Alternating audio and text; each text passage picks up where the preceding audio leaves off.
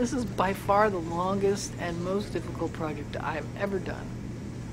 So far we're in it a year and a half. She's won 2 Pulitzer Prizes for investigative reporting. Now Dana Priest has a new story. I'm having interviews with FBI, with CIA, with NSA, with, just you name it. I've done hundreds of interviews, both in person and on the phone, and at all different levels.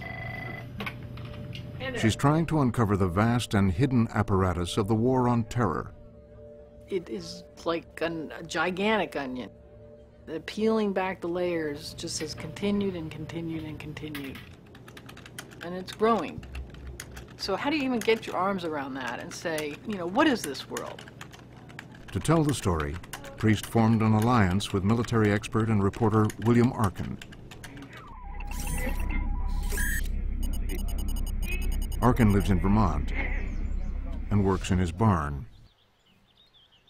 I like to catalog, list, and create databases and understand the totality of things. Doesn't that make sense? Yeah. Once competitors, now Arkin and Priest are working together. Mm-hmm. It was a cautious dance between 2 people who are very secretive. But eventually we realized we were looking at exactly the same thing.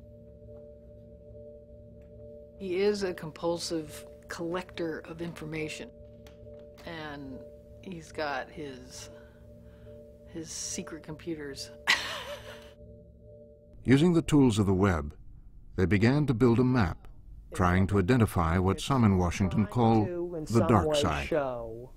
But this has been totally revamped since 9/11, completely. And so there's the helicopter pad for the helicopter that would come in from the White House. And here's the entrance to the bunker. Everything lives somewhere. So if we can start to map it, 2 satellite receivers, then maybe we could actually do sort of an alternative geography that you can't see because it's purposely hidden from you. It's like a Cold War model superimposed on top of the post 9/11 world. What I started to do is physically catalog the top secret America, the pieces of our government, our military, our homeland security apparatus, and our corporate world that were doing top secret work. They began to uncover a massive hidden world of military, government, and private organizations. Here's all of General Dynamics in the country. Oh my goodness!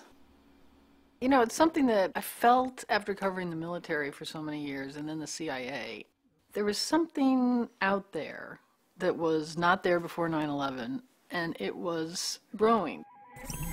So Priest asked Washington Post photographer Michael Williamson to take pictures of the hidden sites Arkin was finding. So can we just go over what you have? Sure. This is the pictures that I went up to that credit union place. Mm-hmm. It's all surrounded with signs like this. It is. For the rest of my life, I will never see the world the same way again, especially around Washington. Yeah. So had it not been for the leaves off the trees and at night, you would never see this thing. And yet it's gigantic. Yeah. These buildings that they might only be 4 stories high, but they go down 10 stories. And there's a whole world down there, like shops and places to eat and that you don't know about. That's just for them. They are top secret intelligence buildings. And one day, as Williamson approached one of them, he was taken by surprise. Cars, I don't know where they came from.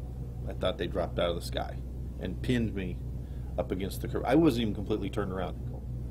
The creepy part about it was they didn't do anything for a couple minutes. And I literally saw commandos, coming out of the trees. They had masks and big jackets and heavy weaponry and just humorless, quiet guys the size of, bears. And where were you at that time? I was stuck behind the wheel, ordered to keep my hands on the wheel. Priest decided to personally verify the actual buildings Arkin's web work had uncovered. Hundreds of secret locations hiding in plain sight in office parks. And this is a gate to the NSA? Yeah, there's a government facility back in there. You'll see it better after we turn down this road. I met Dennis over the phone. I was looking for a realtor that might be able to take me around and show me the geography of what, in my mind, is this cluster, this density of top secret America. You've got Titan in here, CSC is in one of these buildings, General Dynamics, security station here at the front where they check out the cars and look underneath. Yeah, so maybe you should put the camera down now. You just never know who's watching over here. It is a world that has gotten so big.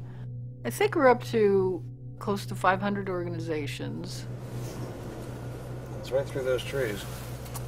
And 2,000 contracting companies that do top secret work. So you lease them the building, but you have no idea what they...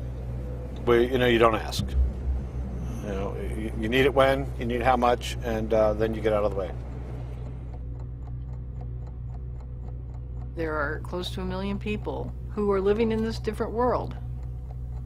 This has gotten so big, it's impossible to manage. 17,000 locations, 1,300 government entities, 3,666 private sector entities, 1,200 government agencies. When you stop and look at the sheer scale of it, it's an extraordinarily difficult story to report by virtue of what it is that we're trying to describe, which is top secret America. The stories are breaking in the Washington Post, taking the measure of just how big, powerful, and unmanageable top secret America has become since 9/11. Counter drugs, The names are really counter wild. They don't tell you anything. IEDs,